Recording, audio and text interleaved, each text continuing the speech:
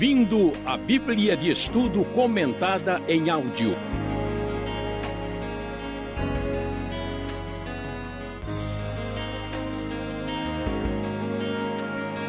Estudo 2, baseado em Gênesis, primeira parte B. Vamos estudar um pouco mais sobre a criação do mundo em Gênesis capítulo 1. Nós falamos no programa anterior sobre Gênesis desde o primeiro versículo, citando até o final do capítulo 1 e fazendo uma menção no início do capítulo 2. Mas são tantas informações importantes que neste programa pretendemos fazer um resumo dos elementos principais que a Bíblia apresenta sobre o Deus Criador no processo da criação do mundo e como isso deve ser compreendido por nós nos dias de hoje. Então nós vamos destacar as questões mais relevantes e mais significativas, contrapondo estas ideias àquilo que muitas vezes nós ouvimos nos dias atuais. A primeira questão que merece consideração aqui é a afirmação de que a Bíblia nos apresenta que tudo foi criado por Deus. Isso quer dizer que nada teve uma origem diferente ou foi criado pelo mal. Por que essa questão é tão importante e tão significativa? Nós temos três ideias principais com respeito à visão do universo em nossa mente, nos nossos dias, que são ideias que não têm outra maneira de enxergar a realidade. Ou nós acreditamos que Deus criou o universo e que ele é diferente da criação, ou nós acreditamos que não existe nenhum Deus e que o universo e a matéria e tudo sempre esteve aí, ou nós acreditamos que Deus e o mundo material e o universo são a mesma coisa e existiram desde todo sempre. O texto sagrado vai nos mostrar que nada teve origem independente de Deus. A ideia de que a vida, ou mesmo a matéria sem vida, não tem origem separada de Deus, porque isso implicaria numa ideia muito complicada e difusa que tenta sugerir que um universo complexo, um universo tão extraordinário possa ter surgido sem uma causa que seja superior ao próprio universo. Então não é possível crermos que a gente pensa às vezes que uma simples célula ou um organismo muito pequeno ou mesmo um simples átomo e molécula seja uma coisa extremamente simples, mas não são muito complexos. Não é possível que eles tenham surgido de uma causa inferior, de uma causa não registrada, e eles não podem ser eternos. Até a visão geral da ciência de hoje mostra para nós que um dia tudo teve uma origem repentina, tudo veio de uma grande explosão, portanto não dá para aceitarmos a perspectiva de que o universo existiu desde sempre e que ele possa ser confundido com o Criador, ou então que ele não tenha Criador. Tudo foi criado por Deus e nada teve uma origem diferente. A outra questão colocada é que algumas coisas desse nosso universo podem não ter origem em Deus, porque eles teriam sido criados ou têm origem no mal.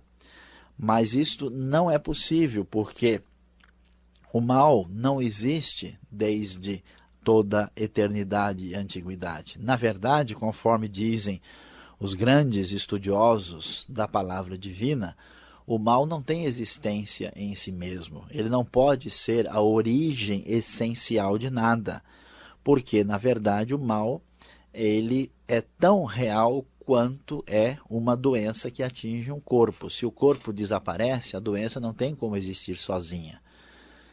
O mal existe como a ferrugem que atinge o ferro. Se o ferro acabar, a ferrugem não existe. O mal, portanto, ele é corrupção, ou privação do bem. Então não é possível que o mal tenha sido origem de nada. O mal existe quando seres livres resolvem fazer aquilo que é contra a vontade absoluta do universo, que é Deus. Portanto, não é possível admitir que nada tenha uma origem no mal ou em qualquer coisa diferente, afirmando, portanto, que Deus, de fato, é o Criador de tudo. Consequentemente, precisamos destacar que, segundo o texto bíblico, conforme nós lemos nos primeiros versículos, lá vemos que tudo teve princípio, tudo teve começo. Isso significa que a matéria não é autoexistente e que o universo não é eterno e que nada pode-se jamais rivalizar com Deus, tentar ser de alguma forma entendido de maneira semelhante à divindade. Todo o universo, todas as criaturas, mesmo o ser humano, que nós sabemos que pela própria Bíblia vão viver na eternidade, eles são limitados porque, mesmo que vivam eternamente, eles tiveram um começo. Eles não são seres eternos, são seres que têm imortalidade dada por Deus. Eles tiveram um começo e podem viver por toda a eternidade. Mas Deus não. Deus é eterno, não tem começo nem tem fim, está acima do tempo e do espaço. Portanto, o mundo material não é um mundo que pode ser considerado com existência própria e com uma existência absolutamente além dos limites do tempo. Ou seja, tudo que você vê à sua volta um dia passou a existir. Nada está aí desde e sempre. Essa ideia está completamente equivocada, está completamente errada. Vendo a criação, nós vamos observar que esta criação ela é marcada por muita ordem e por muita harmonia. A própria ideia de enumerar os dias 1, 2, 3, 4, 5, 6 e estabelecer a separação e mostrar uma criação gradual, ela mostra para nós a ideia de ordem e a ideia de harmonia. Isso significa que Deus revelou para nós muita coisa a respeito dele mesmo no mundo que foi criado. Isso quer dizer que não é possível que exista uma única pessoa em toda a face da terra que não tenha na sua mente a existência de Deus. Isso é tão interessante que nós vemos os povos mais primitivos da civilização, nós vemos as pessoas de cultura mais simples. Nunca houve um só povo que, por exemplo, deixou de enterrar os seus mortos, que não tenha tido alguma abordagem religiosa a respeito da vida, que não tivesse crido em alguma divindade. Por quê? Porque a ideia de Deus, bem como da eternidade, está no próprio coração do homem. E isto existe em grande parte por causa do testemunho da criação sobre o próprio Deus. Só é possível encontrar pessoas que não creem ou que afirmam não crer em Deus em universos fechados, em ambientes, em cidades onde a pessoa evita o máximo o confronto direto com a grande beleza da criação e a grande harmonia, porque estar presente diante disso certamente traz uma voz constante falando para nós a respeito de Deus, da grandiosidade de Deus, da tremenda beleza da criação e da harmonia. Portanto, a ideia de que Deus não existe, ou a vida vivida como se Deus não existe, ela não pode subsistir. De fato, nós devemos até pensar se por trás de uma atitude de rejeição de Deus ou de descrença em Deus, não existe, vamos dizer lá, uma fé escondida em que a pessoa de fato reprime o seu sentimento de relação com Deus por causa de uma outra razão que não é a observação do universo. Não é possível pensar dessa forma. É importante destacar também que a criação de Deus é uma criação bela e especial e que esta criação tem os seus limites. Tem os seus limites. Deus criou cada coisa no seu lugar, criou cada animal, cada ser segundo a sua própria espécie. Portanto, admitir que a criação tenha surgido do nada e que ela tenha evoluído de uma maneira absolutamente separada da ação divina e de uma maneira plenamente, como podemos dizer, natural, e pensar no universo ateu e materialista não faz sentido e entra num grande conflito com a perspectiva bíblica das coisas. Muitas vezes nós vemos pessoas com muita fé para acreditar em pressupostos filosóficos em nome da ciência, sem poder, de fato, jamais provar aquilo que está sendo colocado. O ser humano, criado por Deus, não pode, por exemplo, ser reduzido a uma simples ideia de que ele é apenas um determinado animal, um determinado bicho, e que ele não tem uma outra realidade superior que está nele mesmo. Portanto, as ideias evolucionistas, materialistas, que temos tantas vezes ouvido, não fazem sentido quando observamos a realidade da criação divina. Portanto, quando se rejeita Deus, ou quando se crê que existem muitos deuses que tenham criado coisas diferentes, ou quando se crê num universo que anda sozinho como se fosse independente de Deus, ou como se tenta negar a realidade espiritual, ou quando se confunde Deus com a própria criação, com o mundo, nós temos ideias que não podem estar de acordo com a doutrina da criação, o ensinamento divino que aparece aí no primeiro capítulo de Gênesis. Muitas pessoas talvez poderão dizer, mas como é que fica essa questão? Mas a ciência não comprova isso ou não afirma aquilo? É verdade que a ciência, ela comprova muita coisa, e a ciência existe em função de uma visão bíblica de que Deus deu um universo compreensível e uma mente que é capaz de compreender para o próprio ser humano, e, portanto, o homem é capaz de observar o mundo e chegar a conclusões realmente verdadeiras a respeito do universo. No entanto, a ciência tem limites. A Bíblia também tem a sua própria linguagem, o seu próprio propósito. A Bíblia não pretende descrever detalhes científicos, mas há limites para a ciência pode observar aquilo que é realmente palpável, ela não pode ser confundida com uma ideologia filosófica por trás de uma visão científica. Então, nem tudo que se apresenta como ciência é ciência de verdade. É uma espécie de ideologia por trás da ciência que tem outros propósitos.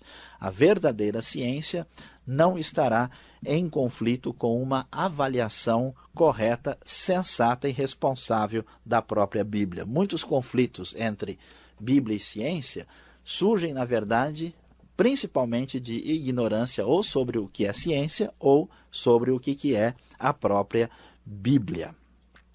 Portanto, vamos ainda adiante no conceito bíblico a respeito da criação e destacar aquilo que será o objeto do estudo do nosso próximo programa, que nos fala que Deus criou tudo e também, no final, criou o próprio ser humano. Um elemento principal que surge aí é que o ser humano é a coroa da criação divina.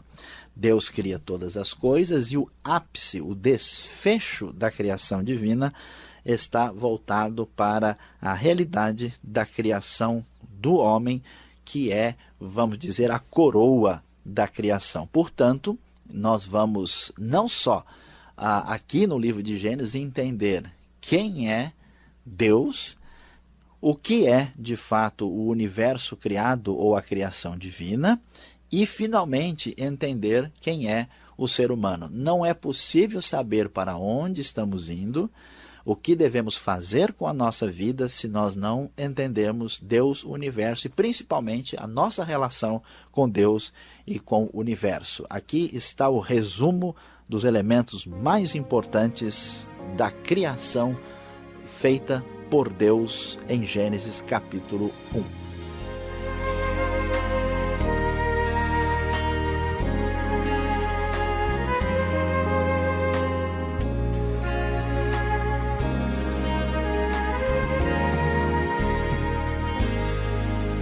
Esse é o programa Rota 66, o caminho para entender o ensino teológico dos 66 livros da Bíblia. E o professor Luiz Saião está falando sobre o Deus que se revela na criação em Gênesis capítulo 1. Antes do final do programa, ainda temos uma pergunta para ser respondida. Você também pode enviar a sua pergunta para a Caixa Postal 18.300, CEP 046-26-970, São Paulo. Rota 66 tem a produção e apresentação de Luiz Saião, redação Alberto Veríssimo, na locução Eu Beltrão, e agora, quem pergunta quer saber.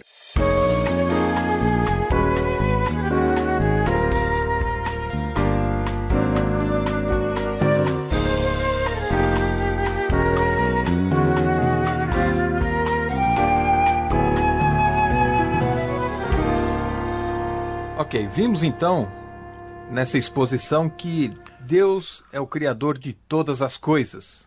Vimos também algumas coisas sobre a fé, a doutrina da criação, mas surge a pergunta, Saião.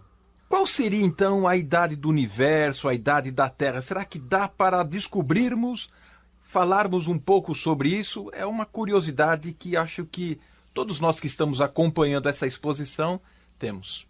Olha, Alberto e todos os nossos queridos ouvintes, essa sem dúvida é uma questão muito interessante e muito pertinente ao que nós estamos tratando aqui. Em primeiro lugar, é importante destacar que a Bíblia não tem a intenção de dar os detalhes para nós sobre a idade do universo e da Terra.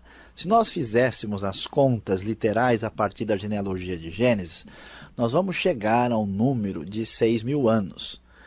De existência da Terra, ou então de existência, pelo menos, a partir da figura de Adão. No entanto, nós sabemos que não dá para fazermos esse cálculo seguramente. Primeiro porque pode haver, e é muito provável que haja uma distância de tempo muito grande entre a criação do universo e a criação do próprio Adão, nós não temos esses números, e porque nós talvez tenhamos os números de Gênesis tendo valores que nós não conhecemos com exatidão. E hoje nós temos certeza que naquelas genealogias muitos pulos e saltos genealógicos são colocados. Portanto, de modo geral, nós podemos afirmar o seguinte: a idade do universo é um ponto de interrogação. Pode ser milhares, centenas de milhares e até mais, porque a Bíblia não pretende definir isso. E com respeito à idade, por exemplo, do aparecimento do homem, aí, de modo geral, os cálculos mais amplos faz com que a Bíblia concorde com a ideia básica que nós temos do aparecimento da civilização, que está na casa dos 10 a 15 mil anos, né? Então, de modo geral, é isso que nós temos para dizer sobre o assunto. Bom, como uma boa senhora gosta de esconder a sua idade, né? Não vamos ficar perguntando qual a idade da Terra, não é verdade? Mas eu quero fazer ainda um último desafio aqui. Criação, como nós estamos falando em Gênesis capítulo 1, será que ela não vai bater de frente com a teoria da evolução tão ensinada nas escolas? Olha, a teoria da evolução, que surgiu no contexto do pensamento do naturalista Charles Darwin, ela de fato bateu de frente com a ideia bíblica, porque ela sugeriu que todo o universo pudesse surgir exclusivamente de causas naturais e pressupôs uma espécie de desenvolvimento das espécies de um elemento menos complexo para o mais complexo, até justificar então toda a diversidade de criaturas que nós temos hoje. A própria evolução entrou em dificuldades e hoje eles têm outras maneiras de tentar explicar, não foram encontradas todas as pressuposições iniciais e a teoria está, vamos dizer, em reavaliação. Recentemente saiu um livro interessante que não tem nada a ver com o cristianismo, com Bíblia, chamado A Caixa Preta de Darwin, que tenta exatamente colocar desafios tremendos bioquímicos, né, em relação à teoria da evolução. Agora, aí é necessário entender o seguinte: é claro que existe, até certo ponto, seleção natural, é claro que existe transformações de organismos e no nível menor, no que a gente chama de universo, né, uma coisa de natureza microevolutiva, mas tentar entender todo o universo a partir daí é complicado. E aí nós chegamos num ponto em que a ciência pode fazer as coisas até onde dá. Ela pode observar certos dados e interpretá-los. Mas chega um ponto em que nós não temos a condição de entender toda a realidade só com observação aparentemente científica. No caso da evolução, grande parte do que ela apresenta, na verdade, está ligado com uma espécie de filosofia, com uma ideia, com um pressuposto que tem dirigido uma grande parte da biologia até hoje. Nunca nós poderemos jamais rejeitar a ideia da criação divina, jamais rejeitar os pressupostos gerais do livro de Gênesis, porque eles estão de acordo, de modo geral, com o elemento até mesmo científico e com as conclusões gerais que nós temos chegado. A evolução no seu sentido radical e ateísta, como surgiu, ela de fato está até mesmo sendo reavaliada, porque não se explica o mundo e o universo apenas com causas naturais, independente do Criador. Como você disse há pouco, a ciência tem limites e a ciência séria e aquela ciência especulativa. E é mais ou menos isso o que nós entendemos até aqui.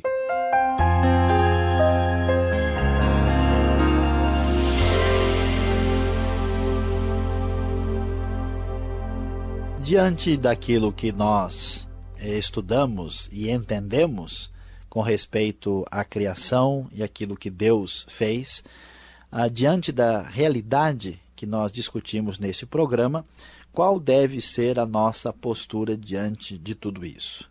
Em primeiro lugar, nós devemos destacar que a questão de relacionamento com Deus e com a sua palavra não é alguma coisa meramente espiritual, no sentido em que muitas pessoas entendem que as coisas da fé são coisas unicamente do coração. Não, não. Deus nos chama à reflexão, Deus nos chama à responsabilidade de refletir corretamente.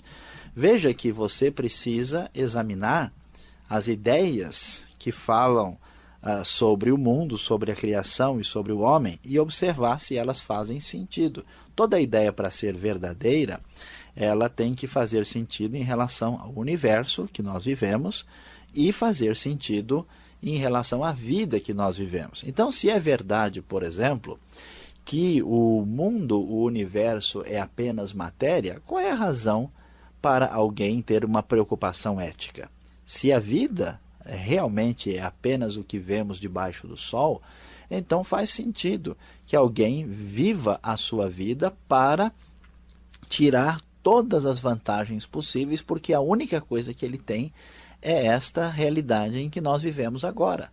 Qual é a razão para entendermos que um ser humano vale mais que um rato ou uma pedra? Todos são apenas um acúmulo de matéria ou de moléculas ou de átomos. Qual será a razão por que um é mais importante? Qual é o fundamento do direito se não existe Deus, se não existe uma realidade do Criador? Então, ser um verdadeiro cristão ou ser uma pessoa responsável implica em viver a vida com responsabilidade, examinar as opções que nós temos sobre a origem do mundo, sobre a origem do universo e vivermos de modo compatível e de modo coerente com esta maneira de pensar. Então nós queremos convidar o nosso querido ouvinte a levar a sério e exercitar a sua mente para compreender a realidade de Deus e a realidade do homem e colocar isso em prática na sua própria vida. Seja um observador coerente, adore a Deus com seu coração e também com a sua mente.